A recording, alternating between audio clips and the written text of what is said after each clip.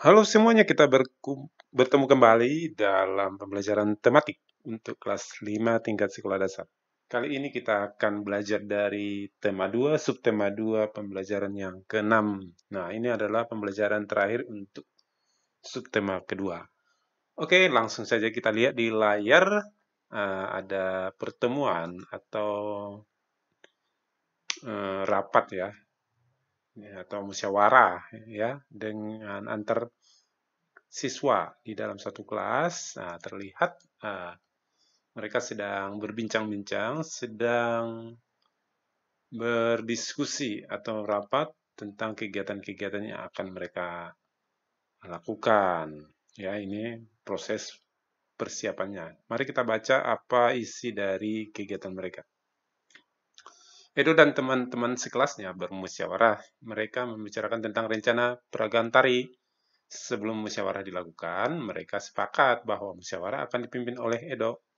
Selain itu, mereka juga sepakat bahwa Siti sebagai penulis yang akan mencatat jalannya musyawarah dan mencatat hasil musyawarah.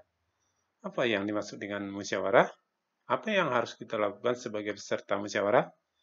Nilai-nilai apa yang terkandung dalam kegiatan musyawarah? Ayo bacalah uraian berikut. Nah, adik-adik supaya tahu apa itu musyawarah, nilai-nilai apa yang terkandung dalam kegiatan musyawarah, terus apa yang harus kita lakukan sebagai peserta musyawarah, mari kita pelajari tahap demi tahap pada pembelajaran kita kali ini.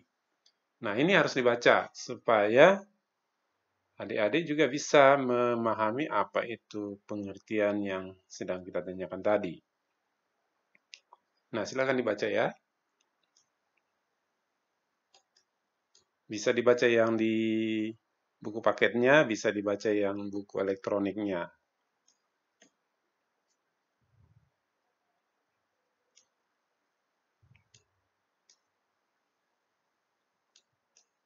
Baik,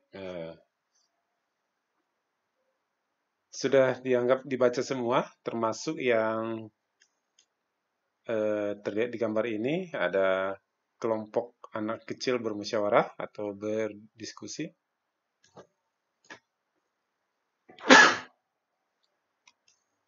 Ciri-ciri musyawarah untuk mufakat antara lain sebagai berikut sesuai dengan kepentingan bersama. 2. Usul atau pendapat yang disampaikan mudah dipahami dan tidak memberatkan. 3. Dalam musyawarah, pertimbangan moral lebih diutamakan dan bersumber dari hati nurani yang jujur.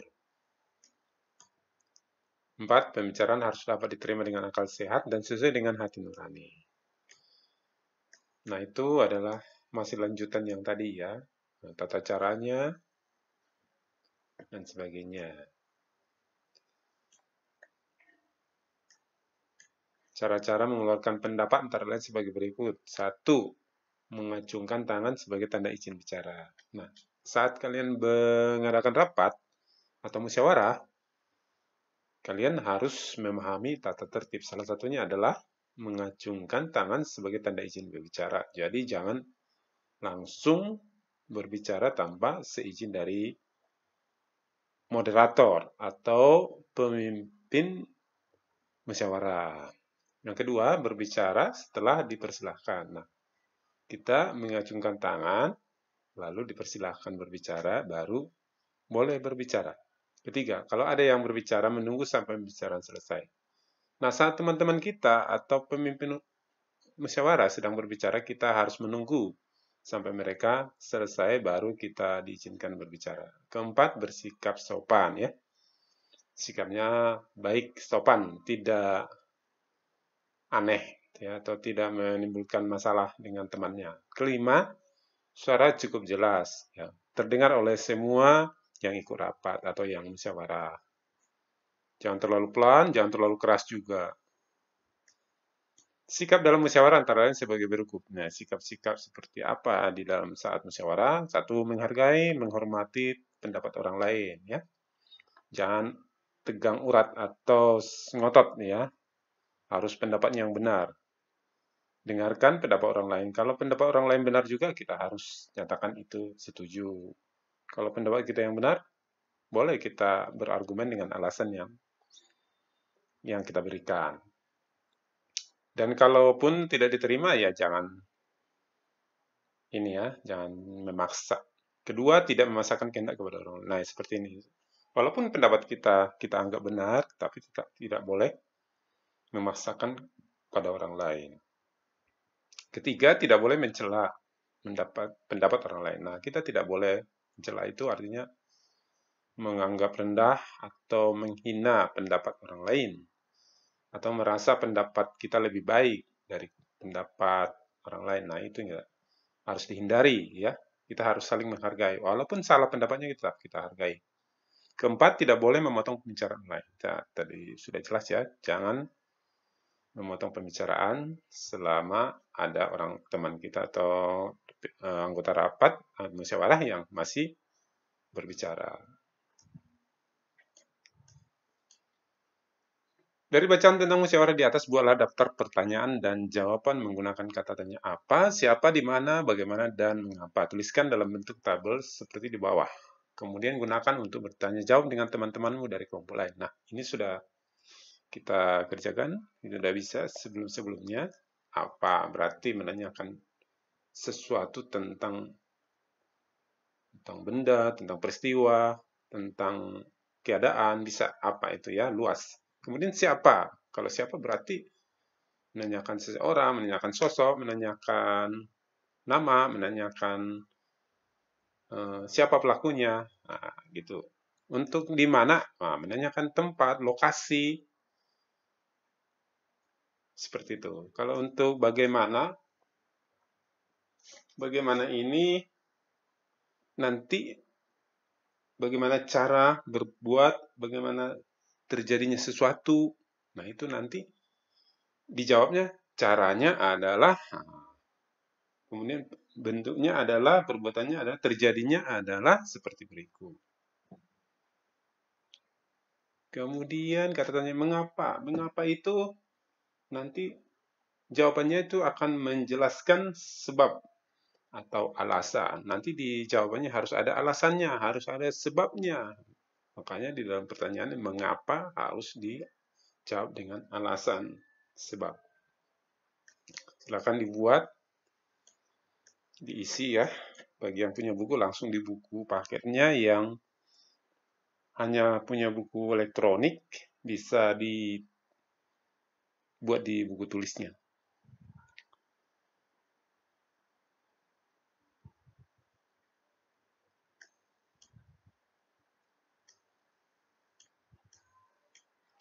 Sebelum melaksanakan peragaan karya tari, ada beberapa hal yang harus kita persiapkan. Tujuan persiapan yaitu agar peragaan karya tari berhasil dengan baik dan pantas untuk ditampilkan di depan orang lain. Persiapan yang dilakukan sebagai berikut. Nah, ini adalah salah satu contoh kegiatan persiapan peragaan karya tari. Nah, kalau kita misalnya berada di sekolah, kita akan menampilkan ini di depan para guru dan teman-teman siswa lainnya. Boleh dipentaskan di lapangan dan sebagainya. Seperti ini persiapannya: menentukan bentuk karya tari, memilih karya tari, menentukan jumlah penari, memilih properti tari, menentukan iringan tari, dan memilih busana tari. Oke, karena kita sedang masa COVID, jadi cukup dipelajari melalui video dan sebagainya. Oke, ayo menulis. Nah, di sini kita akan membuat bagan. Bagan itu adalah bagaimana kita membahasnya atau mengupasnya secara perbagian. Nah, dibuat seperti ini. Misalnya nama karya tari, misalnya tari piring. Jumlah penarinya berapa? Kemudian busana tarinya apa namanya? Atau dari bahan apa, boleh. Kemudian properti misalnya menggunakan piring, ada piringnya ya. Kemudian iringan tari, pakai musik apa? Musik gendang, musik alunan kecapi atau dan lain sebagainya. Kemudian bentuk karya tari. Bentuk karya tarinya seperti apa? Oke, silakan diisi ya.